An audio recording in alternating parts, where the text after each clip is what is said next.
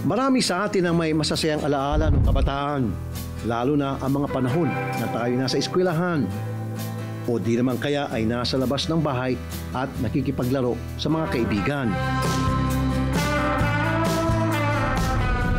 Sa Camarines Sur, isang lolang aming nakilala. Bitbit niya ang kwento ng kambal na apo na may pambihirang sitwasyon. Ang isa sa kanila, swerte raw ng pamilya, habang ang isa naman, malas daw. Minsan nga ma'am, naaawa ako pag nadadapa. Kasi hindi siya agad-agad makabangon. Minsan tinutulungan ko na lang. Minsan nag-iigib yan, sige, kaya mo yan. Parang ano ba yung mga katawan niya, kamay niya. Minsan yan panggatong. Minsan po ng panggatong sa ano. Yan, sabi ko, kawawa naman. Naawang-awa ako. Kasi ganyan yung kalagayan niya. Dahil sa kwento ni Lola Vilma, agad naming inalam ang buong istorya ng kambal. Ang nanay nilang si Mary Rose, umpisa pa lang ang aming interview, hindi na maitagong emosyon. Doon sa kambal, hindi ako naglihi sa kanila eh. Nalaman ko, buntis na ako. Tapos dalawa pala sila sa loob ng tiyan ko. Kasi hindi ako nagpa-ultrasound. Kasi hindi naman noon uso yung ultrasound. Check up lang. Nagpa-check up ako pero hindi naman nila alam na dalawa pala yung anak ko sa loob. Ganun. Tapos dito lang ako nanganak, doon sa una namin bahay, dalawa pala sila. Kasi si Uya ang unang lumabas, maitim siya. Maitim yung ganito dito. Siguro nasubsob doon sa, doon sa higaan. Kasi gabi yun eh. Siguro sa higaan siya nasubsob. Pag ganyan siya eh. Yung isa, una yung paa. Doon ako nahirapan. Kahit may kapansanan si Uya, tumutulong pa rin siya sa mga gawaing bahay. Paggising namin, ako na una. Sunod niyan si Uya, makarinig lang yan ng yung ingay-ingay dyan sa loob. Gising na yan. Magkakape ka. Magpapatimpla ng kape. Pag minsan mawawala yan na doon sa likod, ng panggatong, nagkukusa siya. Kuha siya ng sundang. Sige niyan, ganyan. Sabi ko, pag naano ka dyan, kita mo, madugo ka dyan. Kaya man daw niya, sabi niya. Tapos minsan nag-iigib siya. Minsan nagkukusya siya, ma'am. Hindi namin siya inuutusan. Ang nakapagtataka, marami na palang kayang gawin si Uya. Pero bakit kaya hindi siya pinag-aaral? Sabi ko, sige, mag-aral ka. Dito ka mag-aaral sa may Tapag nandun niya, ma'am, para baka bulihin siya. Mamaya siya eh. Umiyak ng umiyak, ganyan. Mapapahiya lang siya. Ayon sa mga kwento sa barangay Ayugan, tila hindi raw patas ang trato kay Uya kumpara sa kambal nito at iba pang kapatid.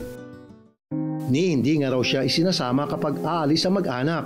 Minsan, sama-sama kami, napupunta kami dun sa bahay ng asawa ko, kami lahat.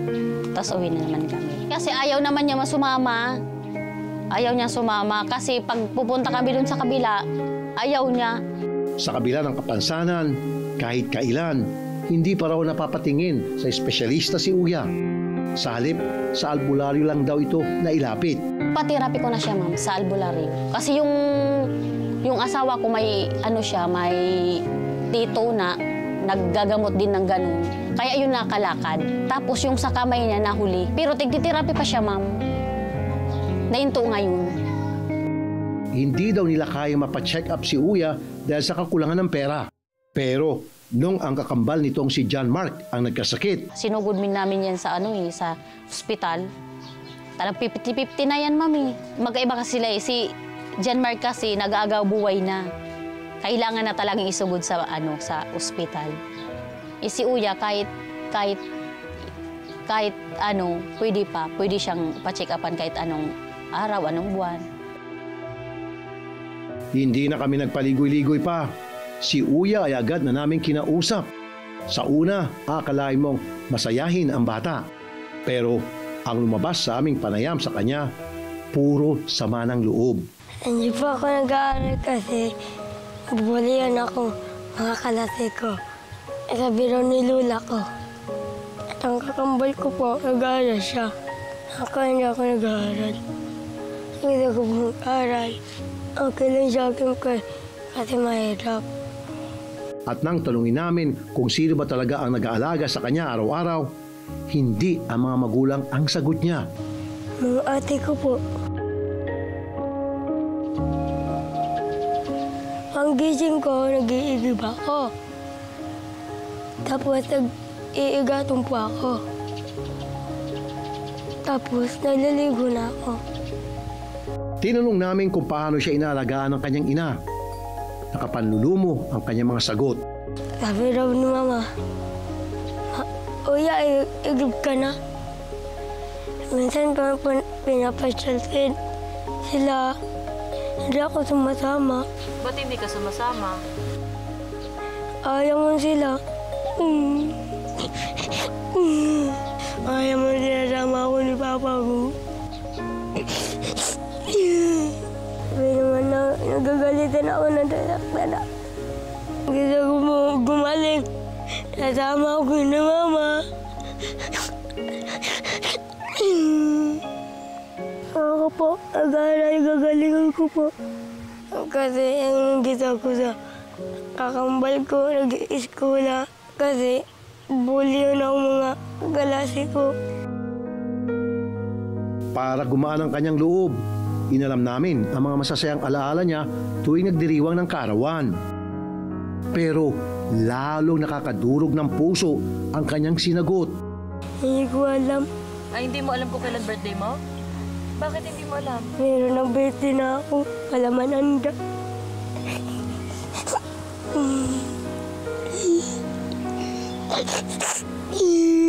Pero kapag yung mga kapatid mo ba nagbe-birthday ka? Opo.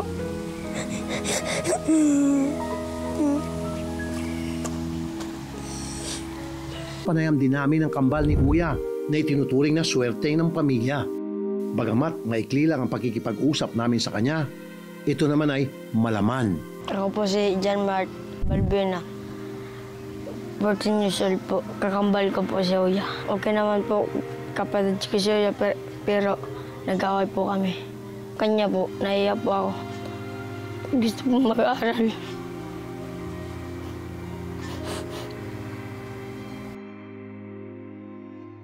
Ang tiyahin naman ng kambal na si Angeline, bumuhos din ng luha sa pagkwento tungkol sa kambal.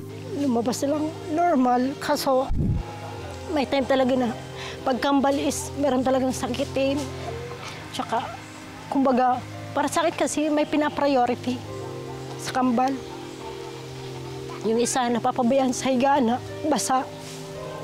Yung isa, siguro kasi nagiging busy rin yung magulang sa gawain bahay. Minabuti naming dalhin si Uya sa isang pediatrician sa Naga City para may pa-check up. Ayon sa nakausap naming doktor, kailangan na niyang magpatingin sa isang pediatrician neurologist. Sa kasamaang palad, 2 lang ang pediatric neurologist sa buong lalawigan ng Bicol. Pareho pa silang hindi available sa araw na yun. Inilapit na rin namin sa PDAO o Persons with Disability Office sa Ocampo, Camarines Sur, ang lagay ni Uya. Ang maitutulong po namin bilang dito po sa PDAO office, pwede po namin siyang tulungan na makapagpa-check up sa PEDYA. Pwede po kami makatulong sa financial assistance or medical assistance niya po. Nangako silang dadalhin si Uya sa espesyalista sa lalong madaling panahon. Siniguro na rin namin na makakuha siya ng PWD ID. Habang nagpapakitang gilas sa amin si Uya sa pagsulat at paglaro ng mobile games gamit ang kanyang paa, dumating na ang aming inihandang munting surpresa. Kahit tapos na ang kanyang birthday, sinurpresa pa rin namin siya.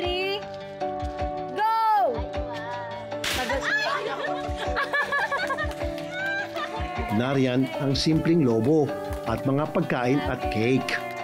Kasama na rin dito mga groceries para sa kanyang araw-araw na pangangailangan.